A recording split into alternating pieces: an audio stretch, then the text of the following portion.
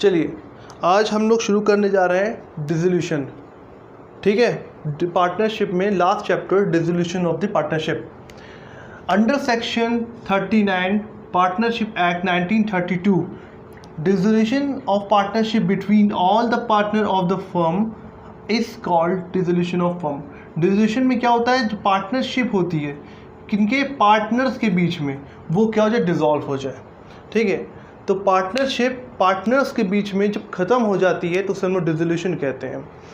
इसको हम लोग ये भी कह सकते हैं कि breaking down the relation of partners का रिलेशन ही ख़त्म हो जाए तो इसको भी हम लोग डिसोल्यूशन ऑफ फर्म कहेंगे।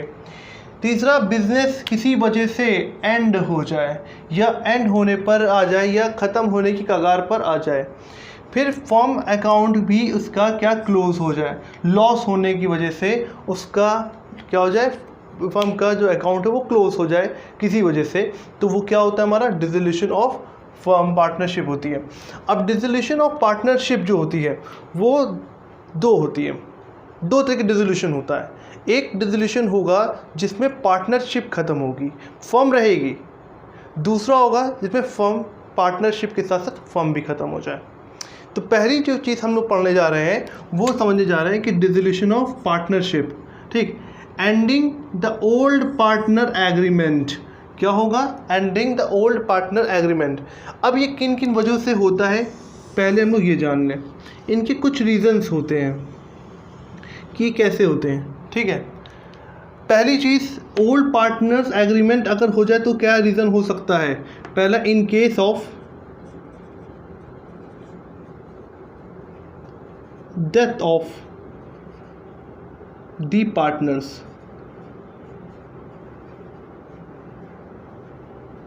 अगर पार्टनर की डेथ हो जाए। दूसरा, in case of insolvency of partner insolvent हो जाए। तीसरा, in case of expiry of period of partnership.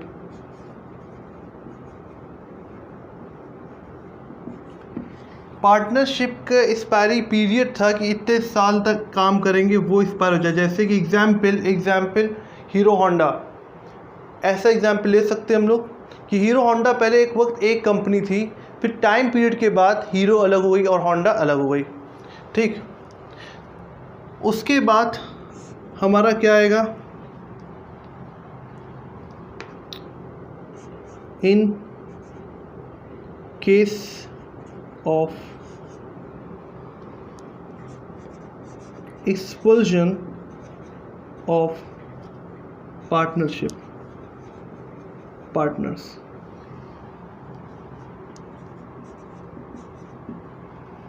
ठीक है, इंसॉल्वेंसी हो जाना, डेथ हो जाना, इंसॉल्वेंसी हो जाना। ठीक है, पार्टनर की। ठीक, किसी वजह से रिटायरमेंट हो जाए, अगर in case of retirement of partnership, partner की, कोई भी पार्टनर का रिटायरमेंट हो जाना। Admission change in case changes in profit sharing ratio among the partner। इसके वजह से भी लोग क्या करते हैं, पार्टनरशिप ख़त्म कर देते हैं। क्योंकि एडमिशन इन द पार्टनर, अगर ये कब होता है, in case of admission of new partners, new partner के आने की वजह से भी पार्टनरशिप फर्म ख़त्म हो सकती है। तो ये रीज़न्स है पार्टनरशिप ख़त्म होने के। किस केस में, पार्टनरशिप, फर्म नहीं ख़त्म होती इस केस में, इस केस में पार्टनरशिप ख़त्म होती है। दूसरा हमारा आता है कौन सा reason, dissolution of partnership, firm का ही डिसॉल्व हो जाना, पूरी फर्म ही ख़त्म हो जाए। तो ये दो तरीके से होती है, विदाउट इंटरवेंशन ऑफ कोर्ट के इंटरवेंशन ना हो, कोर्ट का इंटरफेरेंस ना हो, in that situation firm dissolve हो जाए। तो उसके क्या क्या रीज़न होते हैं? By the consent of all the partner, आपस में पार्टनर मिल करके ये डिसाइड कर लें कि भाई बिज़नेस को ये कंटिन्यू नहीं करें, कोई और बिज़नेस करते हैं या बिज़नेस अलग अलग करते हैं, कुछ भी। तो पार्टनर ने आपस में फ्री कंसेंट के साथ, ठीक है, अंडर सेक्शन 40 के तहत, ठीक, अपने फर्म को डिसॉल्व कर दिया। बाय द एग्रीमेंट, किसी पार्टनर में एग्रीमेंट है वो ख़राब हो जाए या एग्रीमेंट पूरा हो जाए या एग्रीमेंट ना हो पाए, तो कोई भी होगा, एग्रीमेंट के तहत पार्टनर ने ये तय कर लिया कि हम बिज़नेस को कंटिन्यू नहीं रखेंगे, ये भी सेक्शन 40 के अंदर आता है।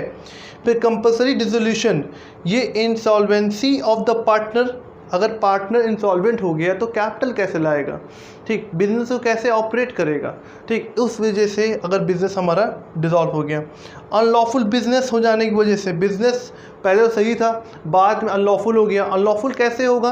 अनलॉफुल इस तरह हो सकता है कि अपने एलियन एनिमी के साथ वो ट्रेडिंग कर रहा हूँ। अब एलियन एनिमी कौन होता है, बात आती है। तो एलियन एनिमी मतलब कि जैसे कि चाइना इस वक्त वॉर चल रहा है इंडिया से, इंडिया वर्सेस चाइना वॉर चल रही है। अब कोई इंसान पहले चाइना से ट्रेडिंग करता था, चाइना कोई आदमी चाइनीज से ट्रेडिंग करता था, इंपोर्ट एक्सपोर्ट करता था, और उसके वॉर होने के बाद भी वो इंपोर्ट एक्सपोर्ट कर रहा है, तो उस केस में बिजनेस डिसॉल्व कर दिया जाता है। फिर कोर्ट के ऑर्डर से भी फर्म को डिसॉल्व किया जाता है। अब कोर्ट के ऑर्डर से कब करता है? जब कोई इंसेन हो जाए, पार्टनर पागल हो गया, दिमागी कोई दिक्कत हो गई, डिप्रेशन हो गया, कोई भी रीज़न होती है, कैपेसिटी पार्टनर की नहीं रह गई, बहुत ज़्यादा एजेड हो गए, बहुत ज़्यादा वीक हो गए, बीमारी बहुत ज़्यादा आ गई, या कोई अटैक हो गया पैरालिसिस, तो ये सब वजह से क्या है, पार्टनरशिप कोर्ट ऑर्डर दे देता है कि आप बंद कीजिए। कोई भी मिसकंडक्ट करता है, मतलब कि चीटिंग, धोखाधड़ी, ठीक, डिस्क्लोजर्स ना करना, प्रॉपर डिस्क्लोजर ना करना अकाउंट का, तो कुछ भी अगर कोई पार्टनर इंटेंशनली क्या करता है, फ्रॉड करता है इन कंपनी में, ठीक है, तो उससे क्या होता है, उस केस में भी फर्म को डिसॉल्व करने का ऑर्डर हो जाता है कोर्ट की तरफ से। ब्रीच ऑफ कॉन्ट्रैक्ट, तो कोई भी कॉन्ट्रैक्ट अगर पार्टनरशिप फर्म किसी दूसरे फर्म से करती है या किसी इंडिविजुअल से करती है या किसी एसोसिएशन से करती है और उसको वो पूरा ना कर पाए और ब्रीच ऑफ कॉन्ट्रैक्ट हो जाए, तो उस केस में भी जो होता है कोर्ट ऑर्डर करती है कि आप अपने फर्म को बंद कर दीजिए। लास्ट, कंटिन्यू लॉस जा रहा है, और जाहिर सी बात है कंटिन्यू लॉस जाएगा तो कंपनी तो एग्जिस्ट कर ही नहीं पाएगी, क्योंकि profit is the main core of the business, is the blood of the business. तो अगर वही नहीं है तो कहाँ से बिजनेस एग्जिस्ट करेगा। अब ये होने के बाद हम लोग जो दूसरा टॉपिक पढ़ने जा रहे हैं वो सेटलमेंट ऑफ अकाउंट है। अब इसके बाद हम लोग क्या पढ़ेंगे, सेटलमेंट ऑफ अकाउंट। मैं कहाँ लिखूँ, मैं इसको रब कर देता हूँ और फिर मैं आप लोगों को बताऊंगा सेटलमेंट ऑफ अकाउंट, क्योंकि हम लोग थ्योरी नहीं पढ़ रहे हैं, हम लोग मेन पढ़ रहे हैं अकाउंटिंग, पार्टनरशिप अकाउंटिंग। तो फर्म के अकाउंटिंग में तो पार्टनरशिप जब डिसॉल्व होती है तो उस वक्त क्या अकाउंटिंग की जाती है, ये हम लोग पढ़ने जा रहे हैं। तो अब हम लोग क्या टॉपिक कवर करेंगे, अब हम लोग सबसे पहले इम्पॉर्टेंट चीज़ जानेंगे, क्या चीज़,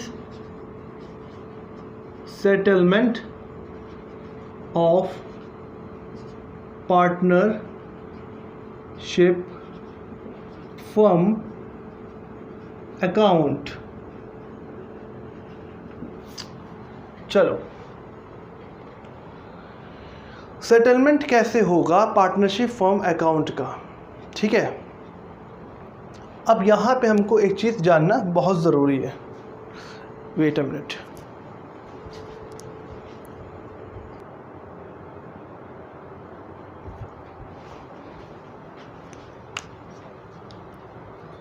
हम लोग अब क्या कवर करने जा रहे हैं, अकाउंटिंग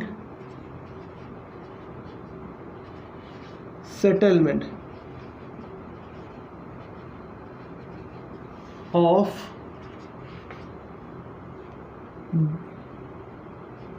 dissolution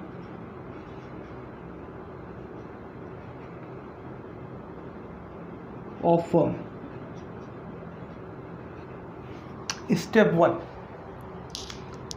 Step 1 लिखे बच्चे. Step 1, transfer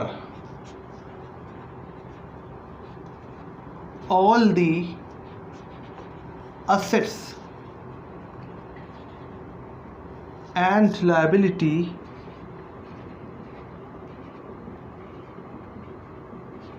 in their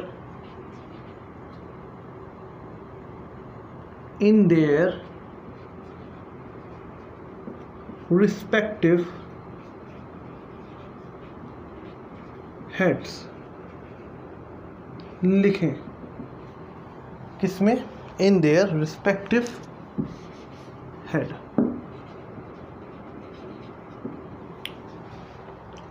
जितने भी assets जो बैलेंस शीट में होंगे उनको रिस्पेक्टिव हेड्स में डालेंगे. Cash transfer cash account, cash oblique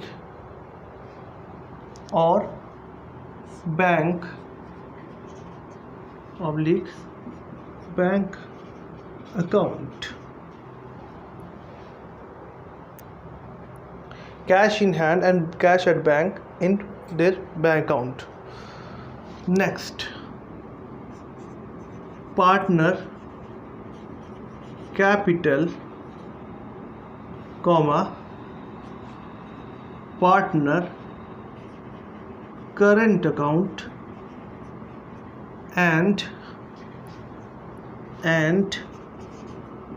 PL profit and loss transfer to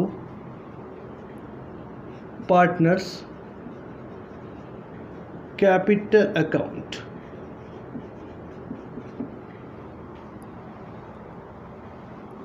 Third, remaining assets and liabilities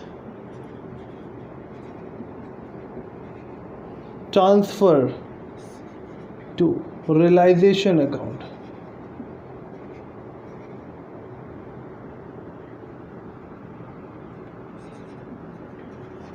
Realization account.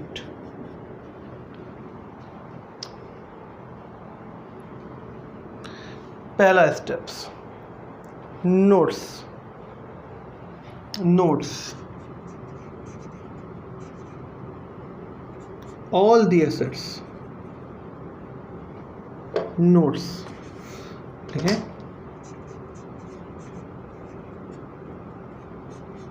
All the assets are transfer and liability are transfer in their book value. In their book value. Okay. Notes.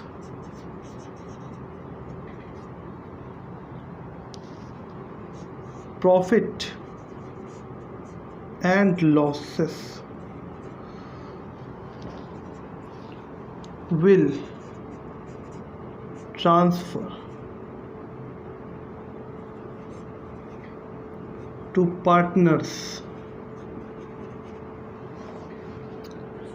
capital account.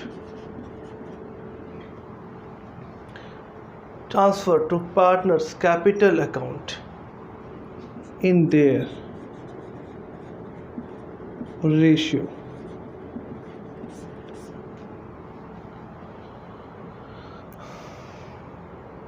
Notes. If new is profit sharing ratio is not given in question, then assumed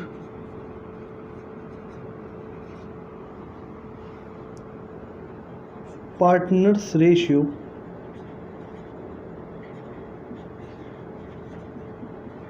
is equal.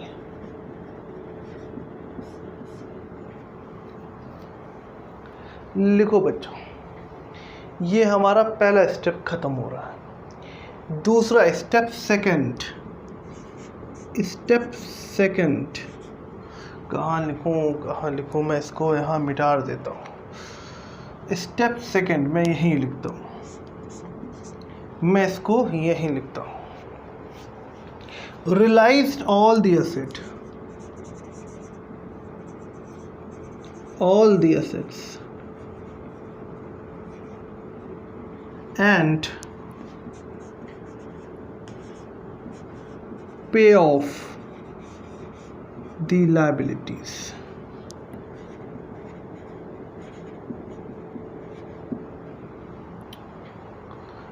Chance दूसरा,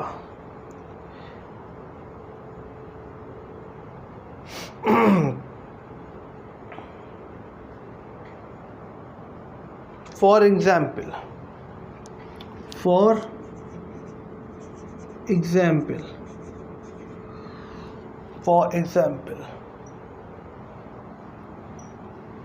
asset realise होगी तो entry क्या होगी? Cash आएगा, cash account debited to realisation account. Asset को realise कर दिया हमने, and pay off the liability, pay off the liabilities. Entry क्या होगी? Realisation account debited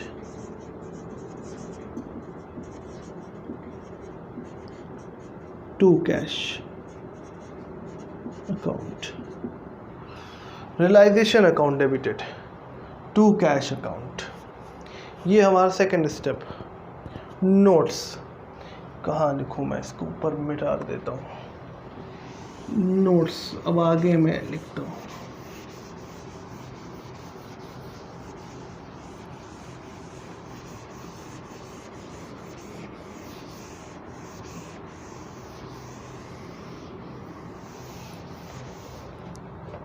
Notes,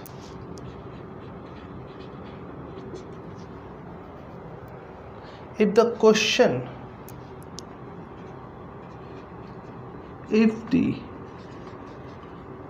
is silent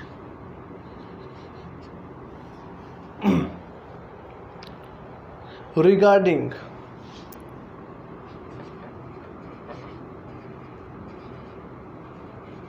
the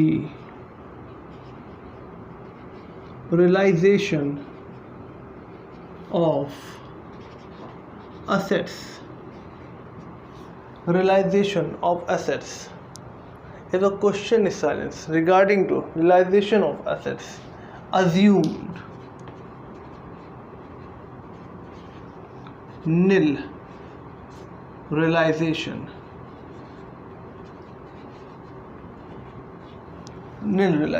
मतलब असेट बिकेगा ही नहीं।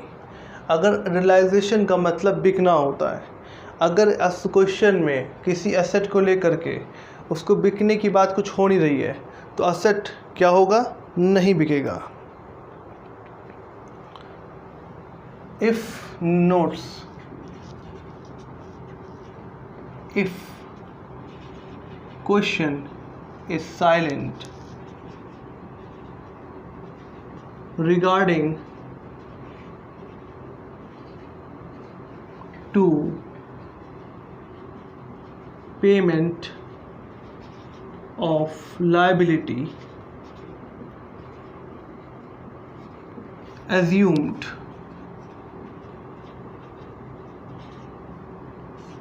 full payment, full payment made। अगर क्वेश्चन में लायबिलिटी के पेमेंट के बारे में कुछ नहीं कहा होगा तो मान लेंगे कि फुल पूरी लायबिलिटी पे करना होगा, ठीक है। और full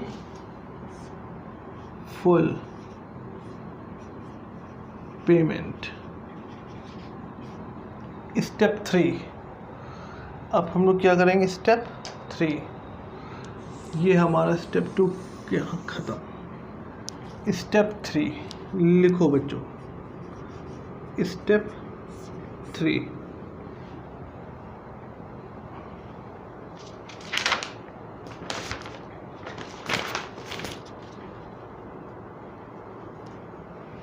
step 3,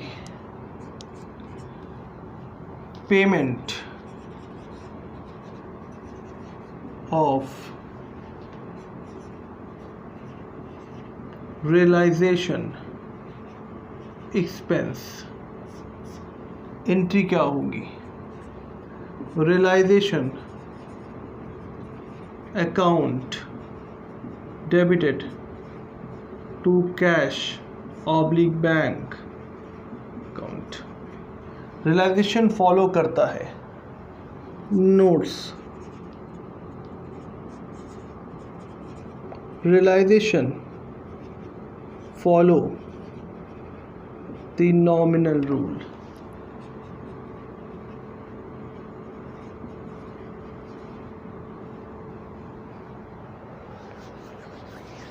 being spend pack. Last step 4, step 4 जो हमें करना है, step 4 pack up accounts. 4 accounts mostly बनते हैं हमारे। पहले पैकअप करेंगे रियलाइजेशन अकाउंट्स को, close realisation account, it profit,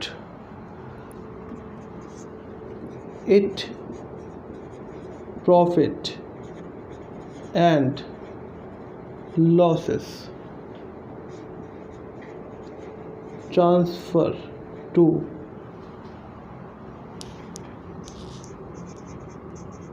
partners capital accounts in their ratio।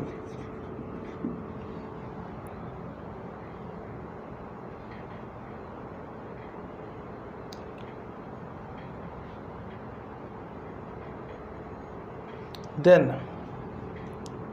second, close partners capital account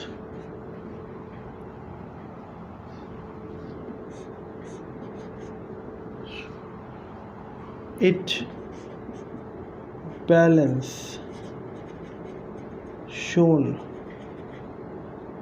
through by cash by bank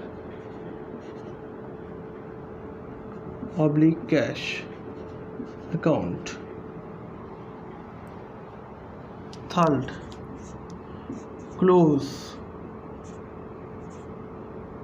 the bank and bank or cash account। it must be